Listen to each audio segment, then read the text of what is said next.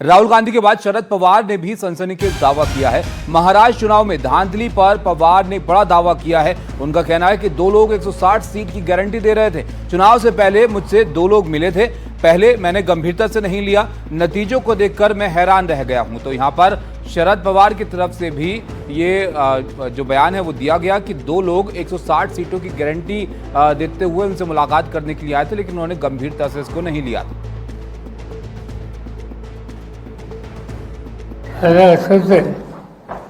विधानसभेच्या निवडणुका जाहीर झाल्या त्याच्या आधी दिल्लीमध्ये मला काही लोक भेटायला आले, दोन लोक.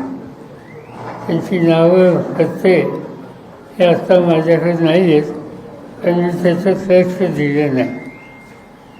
आणि त्यांनी आम्हाला सांगितलं की महाराष्ट्रामध्ये 288 विधानसभेच्या जागा आहेत, आम्ही तुम्हाला 160 जागा निवडून येण्याची गॅरंटी देतो.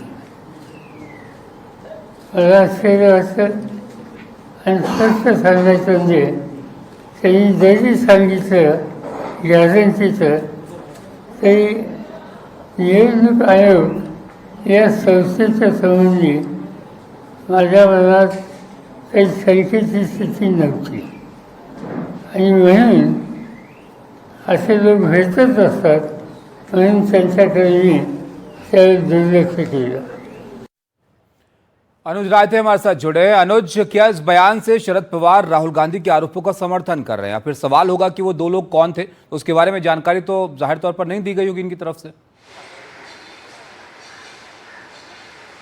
वो सवाल ऑलरेडी उठना शुरू हो गया है। ये काफ़ी एक तरीके से इम्पॉर्टेंट स्टेटमेंट जिसे हम कह सकते हैं शरद पवार की तरफ से आ रहा है, और इसका टाइमिंग भी बहुत इंपॉर्टेंट है, क्योंकि हम देख सकते हैं कि कैसे 2 दिन पहले राहुल गांधी ने जब वो प्रेस कॉन्फ्रेंस ली थी, उसके बाद महाराष्ट्र में ऑपोजिशन के बहुत सारे जो नेता है उन्होंने राहुल गांधी को फर्स्ट हैंड सपोर्ट कर दिया। और उसका मेन कारण ये था कि ये जो पूरा इलेक्शन कमीशन का नैरेटिव है, क्रेडिबिलिटी की बातें हैं, हालांकि राहुल गांधी ने लोकसभा का एग्जाम्पल दिया था, बट ये पूरा नैरेटिव महाराष्ट्र इलेक्शन के बाद आना स्टार्ट हो गया। और उस पर्सपेक्टिव में अगर देखा जाए तो शरद पवार का ये जो बयान है, जहां पे वो कहते हैं कि इलेक्शन से पहले 2 अज्ञात लोग उनसे आके मिले और उन्हें एक तरीके से गारंटी दे दी कि 288 में से 160 सीट उन्हें वो इजीली लाके जिता के दे सकते हैं।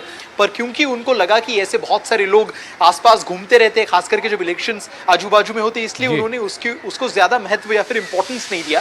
पर अभी जो प्रेस कॉन्फ्रेंस हुई और फिर अभी जो डेवलपमेंट हुई, इसके बैकड्रॉप में देखते हुए शरद पवार साहब ने कहा है कि उन सारी चीजों को, उन सारे इंस्टेंसेस को भी देखना बहुत इंपॉर्टेंट हो जाता है। अभी जो भारतीय जनता पार्टी है जो पावर में बैठी यहाँ पे महाराष्ट्र में, उन्होंने ऑलरेडी इसके बारे में शरद पवार को क्वेश्चन करना स्टार्ट कर दिया है। उन्होंने पूछा है कि क्यों शरद पवार ने जब उनसे वो 2 लोग मिले तभी उसी वक्त उन्होंने एक ऑफिशियल कंप्लेंट क्यों फाइल नहीं की थी। और दूसरी बात कि अगर शरद पवार को वो चीज एक्सेप्ट करनी ही नहीं थी, फिर उन्होंने उसको राहुल गांधी के कानों तक क्यों पहुंचाया? अगर उनको लगता था कि ये इमोरल चीजें करने के लिए, तो वो अपने लेवल तक ही इस चीज को पूरी तरीके से खारिज कर सकते हैं। और ऐसा भी कहा जा रहा है कि पुल के नीचे से बहुत ज्यादा पानी बह गया है, तो ऐसे दावों का, खास करके जहां पे किसी इंसान का नाम शरद पवार ने बताया नहीं है या फिर कोई ठोस सब्सटेंस अब तक प्रोवाइड नहीं किया है, तो इसका ज्यादा इंपॉर्टेंस रहेगा नहीं। बट अगर हम लोग लार्जर नैरेटिव या आर्गुमेंट देखें तो ये डेफिनेटली एक तरीके से इंपॉर्टेंट आर्गुमेंट के तौर पर ऐड किया जाएगा ईसीआई के क्रेडिबिलिटी के खिलाफ। जाहिर तौर पर अनुज, अब इस मौके पर अगर शरद पवार यहाँ पर एक सवाल खड़ा कर रहे हैं तो उनसे भी सवाल इस मामले में पूछे जाएंगे। तो ये